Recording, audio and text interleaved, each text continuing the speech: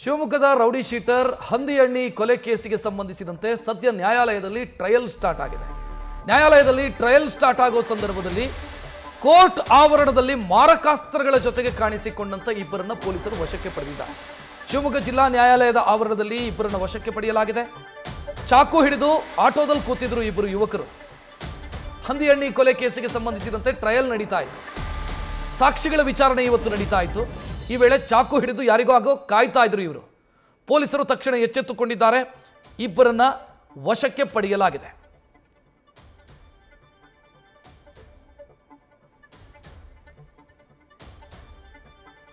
ಎರಡು 2022 ಜುಲೈ 14ನೇ ತಾರೀಕು rowdy sheeter ಹಂದಿ ಅಣ್ಣಿಯನ್ನ ಕೊಲೆ ಮಾಡಲಾಗಿತ್ತು. ವಿನೋಬ ನಗರದ ಪೊಲೀಸ್ ಚೌಕಿ ಸಮೀಪದಲ್ಲಿ ಈತನ ಕೊಲೆಯಾಗಿತ್ತು.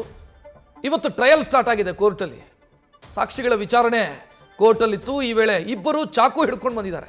ಆಟೋದಲ್ಲಿ ಕೂತಿದ್ದಾರೆ ಇಬ್ಬರು ಯುವಕರು. ಅನುಮಾನಾಸ್ಪದವಾಗಿ ಓಡಾಡ್ತಾ ಇದ್ರು, ಕಾಯ್ತಾ ಇದ್ರು. ತಕ್ಷಣ ಇಬ್ಬರನ್ನ ಪೊಲೀಸರು ವಶಕ್ಕೆ ಪಡೆದಿದ್ದಾರೆ. ಸದ್ಯ ಅವರನ್ನು ವಿಚಾರಣೆಗೊಳಪಡಿಸಲಾಗ್ತಾ ಇದೆ.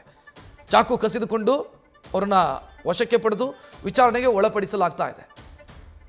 ಜಯನಗರ ಪೊಲೀಸ್ ಠಾಣೆಗೆ ಅವರನ್ನು ಕರೆದೊಯ್ದು ವಿಚಾರಣೆಗೆ ಒಳಪಡಿಸಲಾಗ್ತಾ ಇದೆ. ಯಾಕೆ ಬಂದಿದ್ರು, ಯಾರ ಮೇಲಾದರೂ ಅಟ್ಯಾಕ್ ಮಾಡುವಂಥ ಉದ್ದೇಶದಿಂದ ಬಂದಿದ್ರಾ, ಸಾಕ್ಷಿಗಳನ್ನು ಹೆದರಿಸೋದಕ್ಕೆ ಬೆದರಿಸೋದಕ್ಕೆ ಏನಾದರೂ ಬಂದಿದ್ರಾ, ಈ ಬಗ್ಗೆ ಸದ್ಯ ತನಿಖೆ ನಡೀತಾ ಇದೆ.